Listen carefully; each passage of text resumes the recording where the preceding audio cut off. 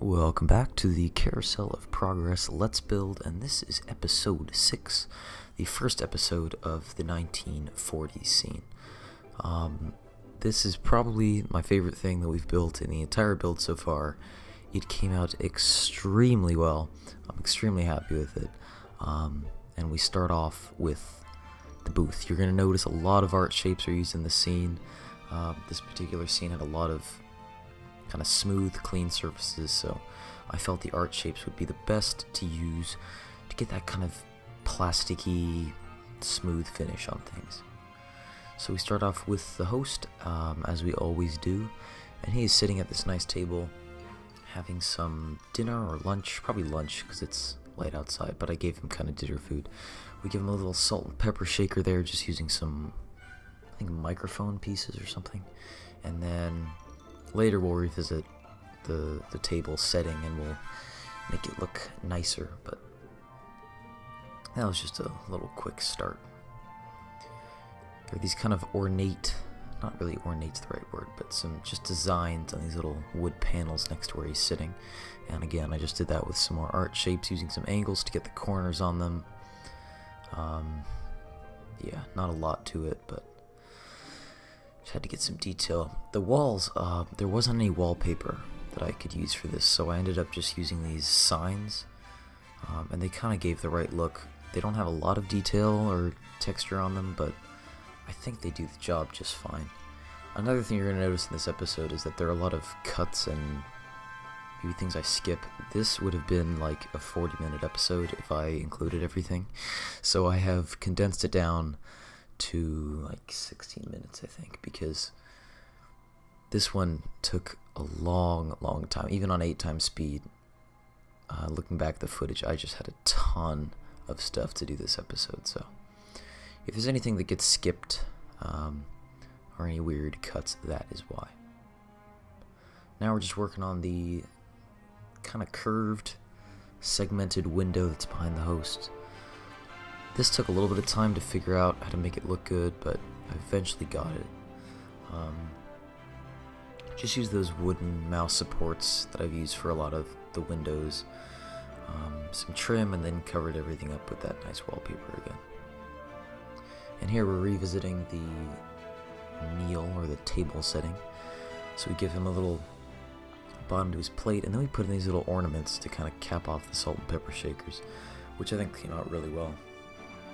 And then we give him something to be eating. I think I gave him steak, mashed potatoes, and asparagus, because that was the only thing I could think of being able to build. I think in the real ride he's eating a sandwich, but good luck pulling that off in Planko, so this was the best I could do.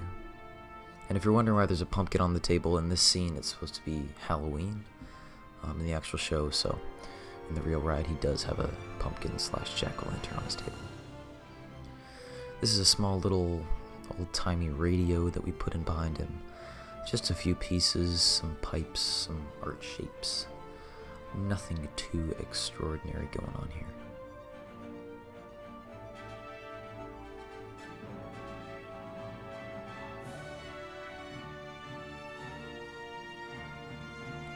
Then we give it a little antenna just using a wire piece.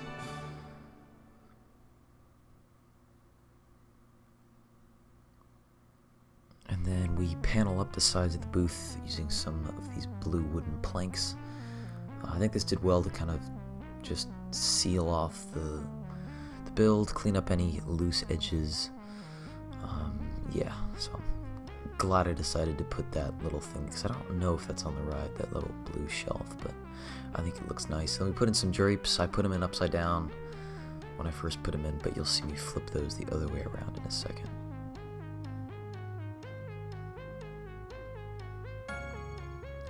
Now we're just putting in the glass for the windows, and then the little light above him on the ceiling.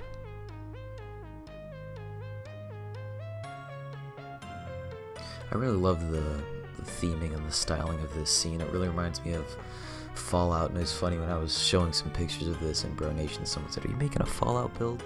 But yeah, I can definitely see where the similarities come from, because a lot of that old-timey vintage nuclear looking designs going on in this build. We put this little scene outside the window. It's a fall tree, some white fence. You can also see that on the real ride, just the fall scene, because it is Halloween, so it seems fitting that the trees would be nice and orange. This is a little cuckoo clock. This thing is tiny. The actual shell of this is the little box light, and then I just have it triggered off. And then we use the billboard pieces to get the hands in there. And then we're going to use some Christmas lights as little weights that keep the clock ticking. And then some wooden brackets to make the little pointy house type shape roof on the top.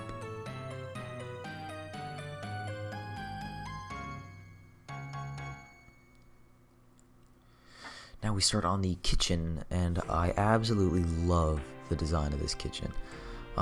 Everything is these kind of tan colored little drawers and shelves.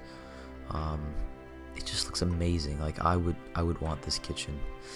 It looks so clean, and I especially love the fridge, which you'll see later. But this is just the stovetop. We put some pots and pans. Those weren't too hard to make, just use the mooring bits and then some pipes as the handles. This took some figuring out. I made tiles using the VFX pieces. Sadly you can't recolor these, so I just had to pick the ones that were closest to the light blue of the walls.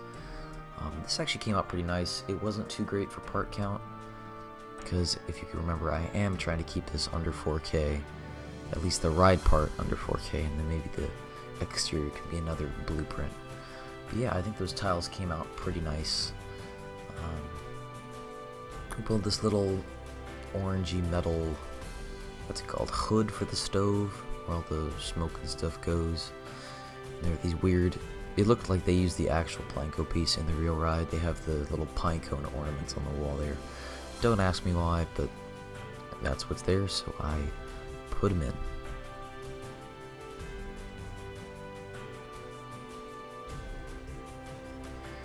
And then next to these 4 drawers, over here is the dishwasher, and then something else under the sink. The dishwasher is the one on the right. So we put in these nice handles there, where you could pull that out, and then put in a sink faucet, and then we detail up the dishwasher with all the buttons and such.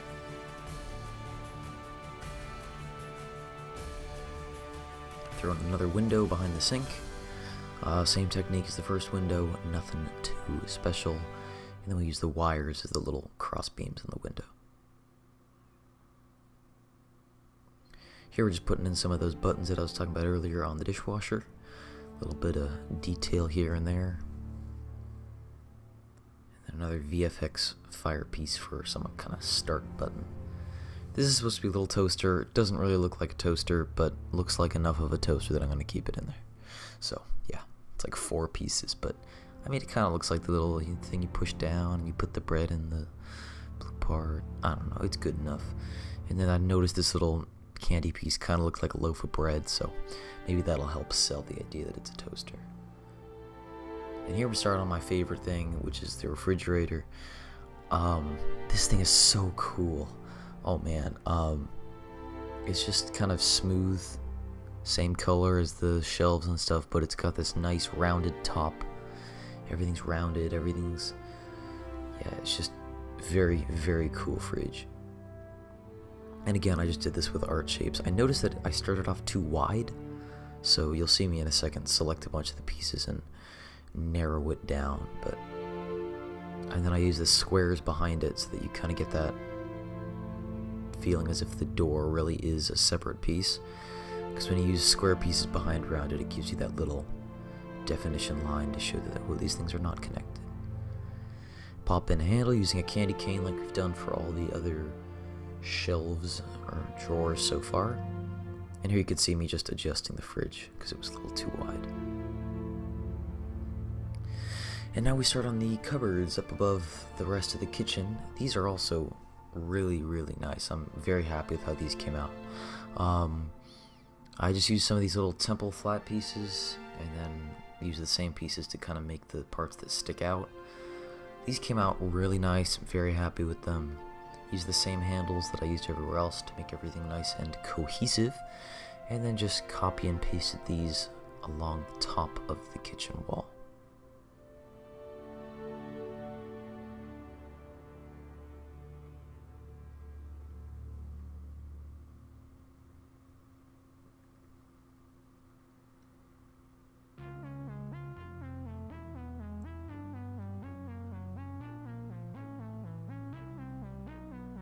Man, that fridge is so nice, I'm sorry.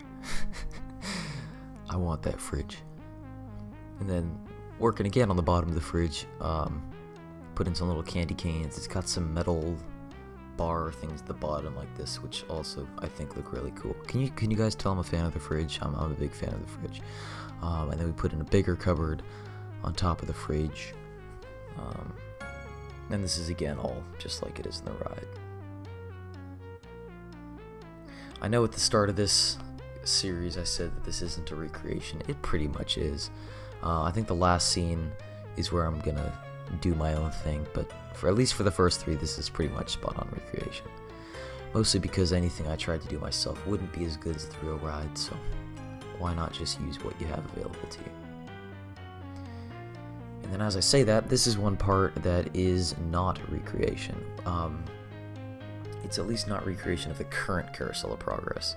So the older version, the host where he's sitting, he didn't have that big booth, and instead there was a laundry room to the right. And since my stages are a little bit longer than the ones in the actual ride, I had some room over here, so I looked at some of the old stock photos or stuff of the original ride, where they had this nice laundry room over here with a washing machine, a sink, some detergent stuff, and I decided that would be perfect to fill this little gap on the edge of my show scene. So we do the same tile technique here. You can see using a different VFX piece, some pink walls, which are directly from the pictures. I actually think the pink adds a lot to the scene. It's a lot of blue and yellow, and this kind of pops nicely over to the right.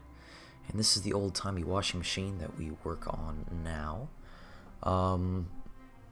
Again, I don't know how any of this stuff worked. I just build what it looks like. So on the top of this, there are these two metal rollers things, and I looked at other washing machines from the time, and they all have this. I have no idea what it's for. You'll see me start in a second here. I'm just doing the legs. But there's these two metal rollers, and I guess you put the clothes through that and then wash them, or maybe that like flattens out the clothes after you wash them. I don't know. But it's this thing that we're building now, so you'll see what I'm talking about.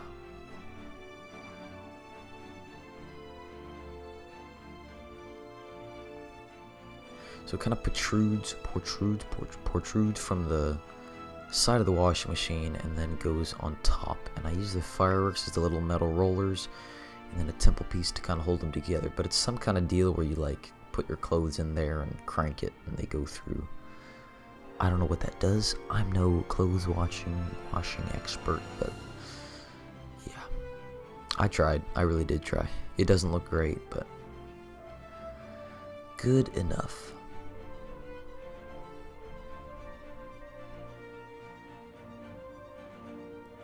Put a little top on the washing machine, and then we move this on over into the show scene.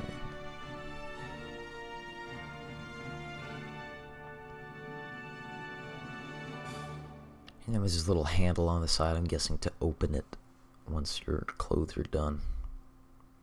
And then we pipe everything up to the wall.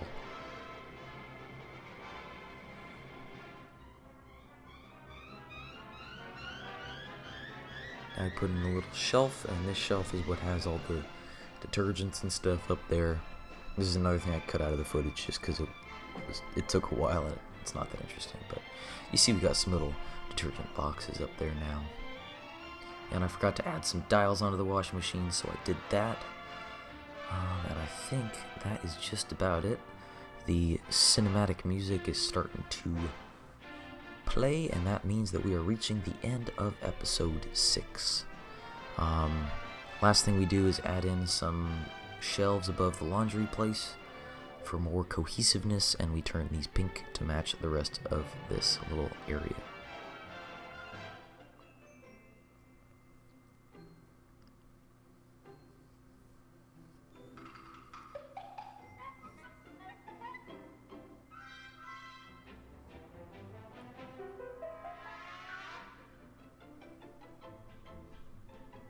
and I think everything came out pretty darn nice today. I'm very happy.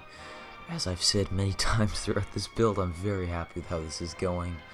I just adore this project. It's been so much fun, and I'm just getting great results that I never thought that I would be able to get. So here we are at the cinematics. I'd like to thank you guys, all of you guys, who watched through the videos to the very end. Leave comments, likes, new subscribers. I really do appreciate all of the support I'm getting for this project. So yeah, thank you guys so much for everything, and I'll see you guys in episode 7.